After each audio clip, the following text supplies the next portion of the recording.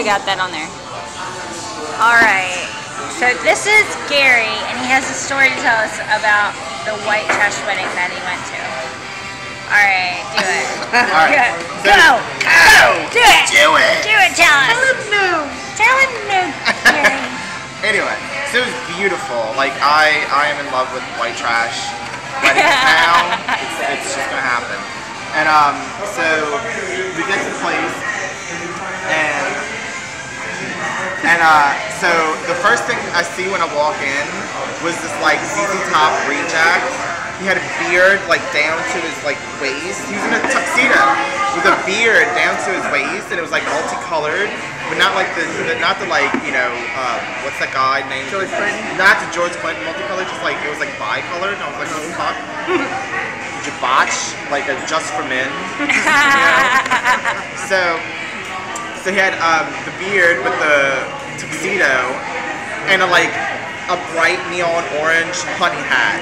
Yes! And I was like, score! I'm getting laid tonight! Yeah, right. So I'm like, seriously? I'm gonna love this. I love it. And so I'm walking in, there's like 18 people from the ghetto ass Walmarts, you know? And so the ceremony lasted like 20 minutes. It was like, do you, alright. Half of the wedding party was either knocked up or like a lesbian. And no one was wearing shoes. Exactly. And they had made a big old sign that says, because I got high. Yes. Just saying. And that was the wedding vows? Right. And the bar was open for the whole thing. Just to let you know. And the groom went and got a he had a Budweiser gigantic, like, no, it was like this. with it was like XXX on it. What's the German beer mug, like the gigantic ones? Yeah, like he had like 3 of those. Like seriously, he was ripped already. One of his best men was like the cutest little lesbian you'd ever see. I was like, you are the cutest little 12-year-old boy I've ever met in my whole entire life. And the papa fell asleep and was snoring on the front row. I was waiting for someone to pull out a shotgun. I'm like, I'm serious. So the guy with the hat, like, he kept changing his hats. I think it was like mood hats, like depending on his mood. You know? Did anybody stand up and say why that it shouldn't have happened? No, we were all drunk. Because I was like, they were like, do y'all want food? And I'm like, I get my substance from Bloody Marys. Thank you. Because it's beautiful. It's like vodka, tomato juice, and an olive. It's like everything you need in life to live. So needless to say, before the IDs were done, I was like, whipped. So I'm just like, whatever. The one of her best like maids or whatever, maids of honor, was like big and pregnant. Then the drinking? And drinking. I'm not lying. And drinking. Smoking too, maybe?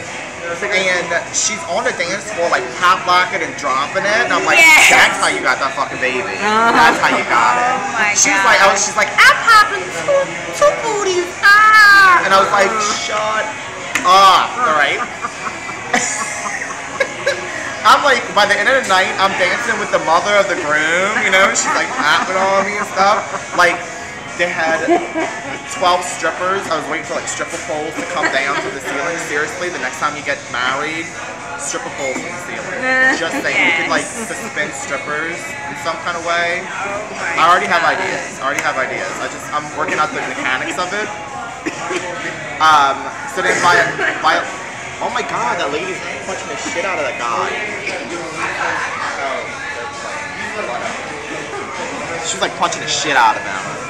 Anyway, so by 11 o'clock, like the wedding was not done, but they were like kicking us out because we were like trying to get shots, and the bartender's like, we don't do shots, it's a wedding, and I'm like, bitch, it's a fucking shot, right? So I would like a Bloody Mary shot without the olives or the tomato juice. Right? I mean, can we make that happen? And so then everyone's ripped, and the little dyke is like, I'm going to a dyke bar. So we were like, let's go. The whole wedding party went to a dyke bar. Can we just say, like, a wedding dress in a dyke bar is like tits on a bowl? Right. Like, seriously. It's not gonna happen. And so then we went out to the French Quarter and got even more ripped. Then we went back to Chalmette, which is it's the worst place to be when you're tanked, because like everyone's like, I'm not a hug, but are you okay? You holding? I'm like, get the hell away from me. So I ended up at the end of the night vomiting in like a hole in the wall, which is where you really want to be. You know, it's like you really know. You know, like half graduation parties there. You know, someone slapping you in the back. Get it out. It's all right. It's all right, dude. I'm sorry I called you gay in high school. You get up, get your hands off my ass, please. Like, unless you got money. And then to top it off, went back to my friend Cassidy's house and passed out in her bathroom with the door locked. So what does she do? He's on my car.